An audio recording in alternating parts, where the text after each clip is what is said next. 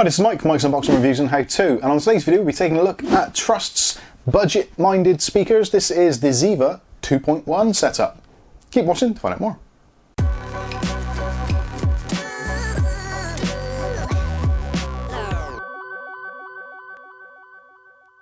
Okay, so in today's video we'll be taking a look at Trust's ZIVA 2.1 USB-powered portable speaker set. Well, I say portable, you could probably put them in a bag. They are very, very small.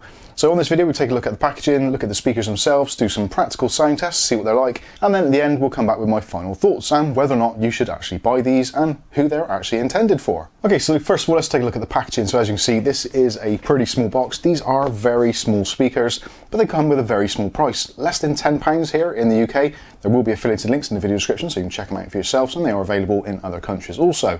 Trust have always been one of those companies which have tried to do the best they can with the limited budgets.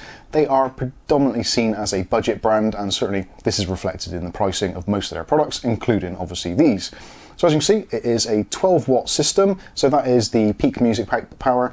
Realistically they're 6 watts RMS, so we're looking at 3 watts RMS for the subwoofer and 1.5 watts RMS for the satellites. So yeah, they're not exactly going to shake the room, but for, again, £10 they should be pretty decent. As you can see on the box there, it shows it's got a separate volume and bass control, and on the side of the box it goes into more detail. 12 watts USB powered, suitable for desktops, laptops, etc. You can essentially use them with any device which uses a 3.5mm jack, and obviously as long as you've got USB power. On the back of the box goes into more details, which I'll give you a close-up now so you can see the individual specifications, and it tells you about the wires, lengths, etc.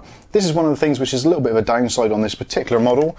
The actual power unit, or the kind of USB plug and the jack plug, as you can see here, very easy to connect, and the actual length of the wire is about 90 centimeters.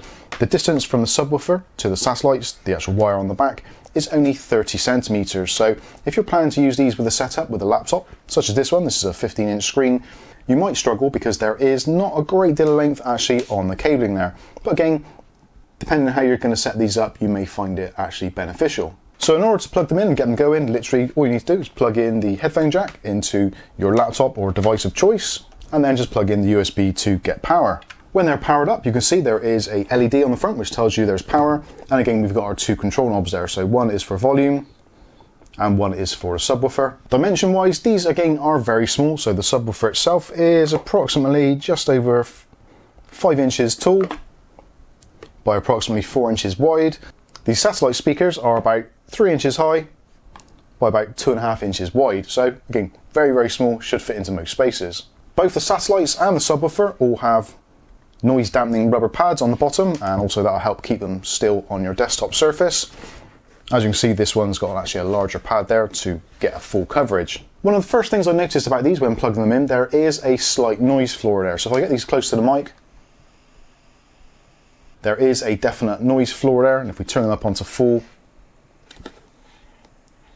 doesn't really change a great deal, but certainly there is a little bit of a background hiss there. So let's give them a try with some practical tests with some music. We'll do a few different types of music to see what they actually sound like. Now I actually have been using these for a little while now, and I was pleasantly surprised. They do actually sound quite loud. Obviously because of their size, the bass and things like that isn't going to be room shattering, but definitely gets the job done. One thing I should say before we get started into this is all of the wires are captive, so if they do get damaged, unfortunately that is the end of it for you.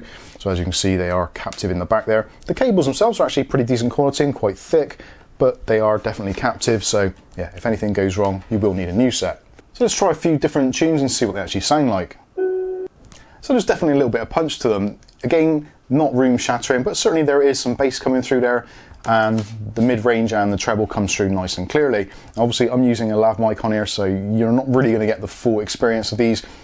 Realistically, the best way to do that is to basically buy them yourself and try them, but certainly they seem to be pretty good so far, so let's try something a little bit different.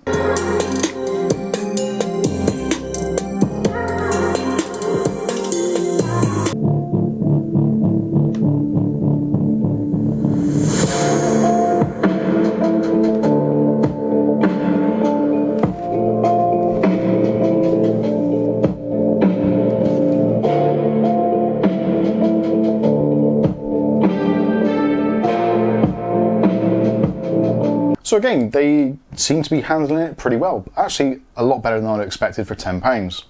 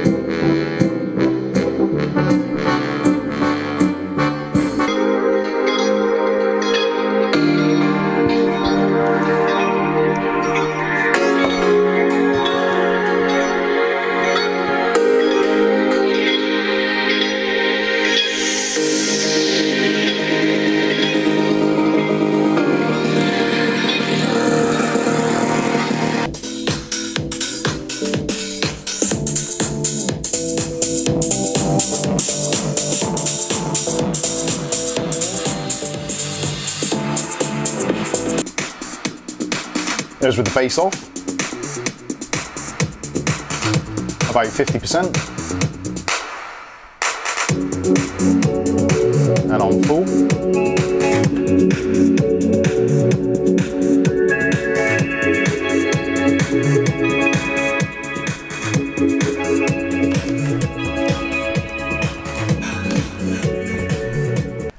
Anyway, that's enough of that. So you get a general idea of what they're like, and actually, obviously, because again it's a lav mic, you're not going to get the full impression of what these are actually like.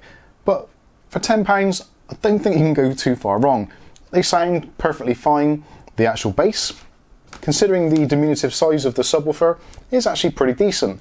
The one thing that, again, might be a little bit of a problem is the length of the cable. So it's not particularly wide. Again, if you put it by the side of your laptop, if you've got the subwoofer on one side and you want to put the tweeters either side, you may find it a little bit of a stretch.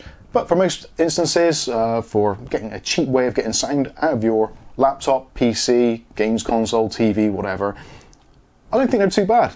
So let me know what you think about them in the comments section below. But in the meantime, I've been Mike. This is Mike's Unboxing Reviews and How To, and hopefully we'll catch you in the very next video. Thanks for watching.